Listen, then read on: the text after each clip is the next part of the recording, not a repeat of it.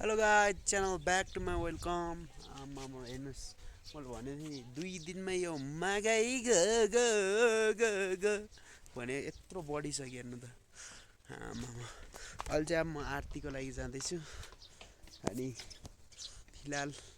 यस्तै चलिरहेछ आज पुरै सनी सनी सनी सनी भइरहेछ टक्क लाएर यस्तो हेरेँ कि आँखा दुख्छ आँखै खुल्ला छैन अनि यो साइडमा चाहिँ खुल्ला सकिरहेछौँ अनि अब यत्रो आज हाइट नाप्नुपर्छ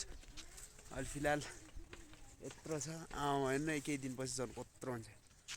लगाए चाहिँ अहिले चाहिँ जाँदैछु सब्सक्राइब गर्नु होला बिच बाटोमा भेट्नु पर्ने हुन्छ सुलुलुलु सुलुलुलु भने जस्तै त गाइज गाइज यहाँबाट झन् हाम्रो जुम्लाको भ्यू चिल्लो देखिरहेछ आग लगादी यो चाहिँ हाम्रो कुला जुम्लाको कुला टक्क यताको भ्यू झन् चुम्मेश्वरी छ गाइज चुम्मेश्वरी छ म चाहिँ पहिला अनि मेरो भ्लग स्टार्ट गर्दाखेरि चाहिँ अहिले हिँडबाट गर्थेँ अब अहिले चाहिँ फेरि घरबाट स्टार्ट गर्दैछु अनि अहिले फिलहाल चाहिँ म मन्दिर जाँदैछु होइन यो रुखको पात चाहिँ डेन्जर लाग्छ यो रुखको कोमामा फाल्देला जस्तो छ त हौ सही गाइज अब तल भेट्छु यो है त पनि भेटिसकेको छु अनि सर पनि भेटिसकेको छु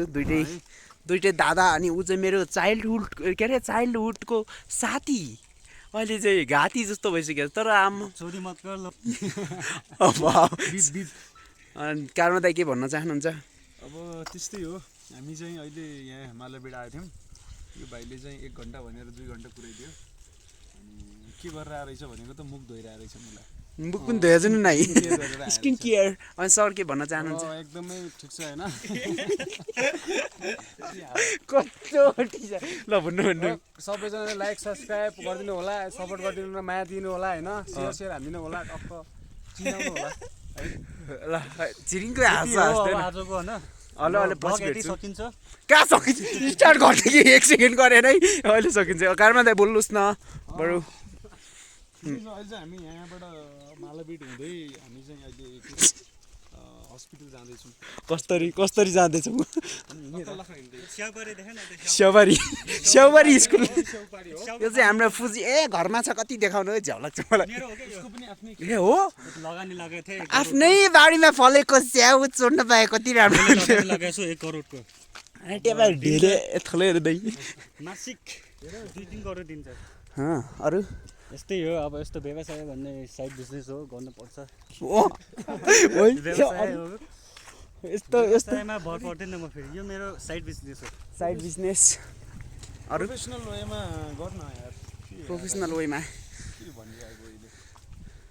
अनि अरु सर के बोल्दिनुस् आज भ्लगलाई लम्बाउनु पर्छ के जति सक्दो के भनौँ र यस्तै छ है जुम्लामा अब हरियाली बढिसकेको छ हो अनि त्यसको साथसाथै हाम्रो चाहिँ एकदमै घुम्न जाने भइरहेछ हैन इभिनिङ वाकतिर हो हामी अहिले चाहिँ हैन टक्क मालाबिट हुँदै माथि चाहिँ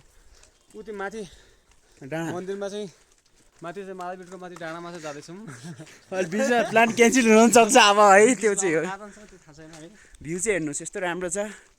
हाम्रो भ्लगमा जोडिएपछि के देख्न सक्नुहुन्छ के हैन हाम्रो छिरिङलाई देख्नु भएको छ हाम्रो भ्लगमा फर्स्ट टाइम हैन अर्को आइटम भनेको म यति आउँदैन कि अरूको भ्लगमा ल पछि भेट्नु पर्ने हुन्छ गाइस हाम्रो यो जुम्ला हो है मैले आज उगन वाइटीको भ्लगलाई हाइज्याक गरेको छु त्यसैले सबैजना आज मेरो कमेन्ट सुन्नुहुन्छ उगन वाइटीको भ्लगमा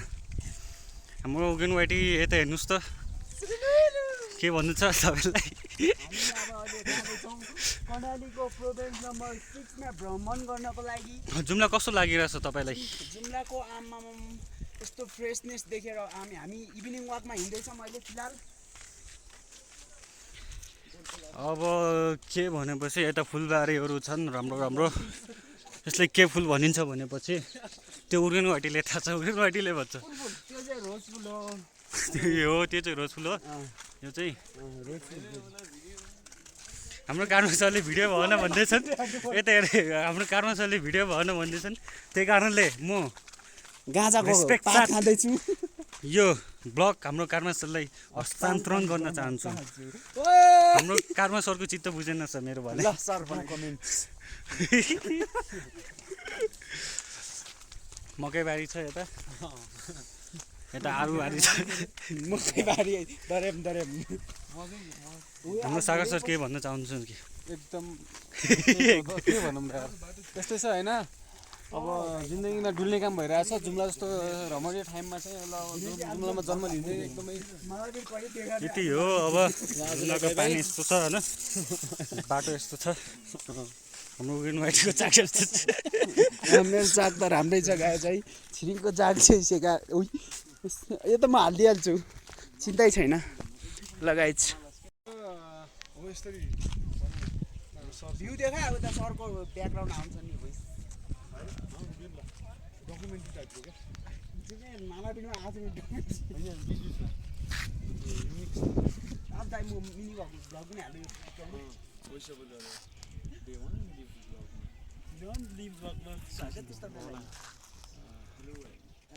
हेलो गाइज, अहिले चाहिँ हेर्न सक्नुहुन्छ पछि हाम्रो जुम्लाको हस्पिटल। अनि फिलहाल अहिले चाहिँ हामी जाँदैछौँ यता म इभिनिङ वाक गरेर ट्याक्क अब सिधै हल्का सास फेर्नलाई जाँदैछौँ। अहिले चाहिँ फेरिरहेको छौँ, तर यताको भ्यू हेरेर झन् हामीलाई भिडियो बनाउनु मन लागेको थियो। फिलहाल मेरो क्यामेराम्यान चाहिँ मेरो कार्मा दाजु हुनुहुन्छ। अनि अहिले चाहिँ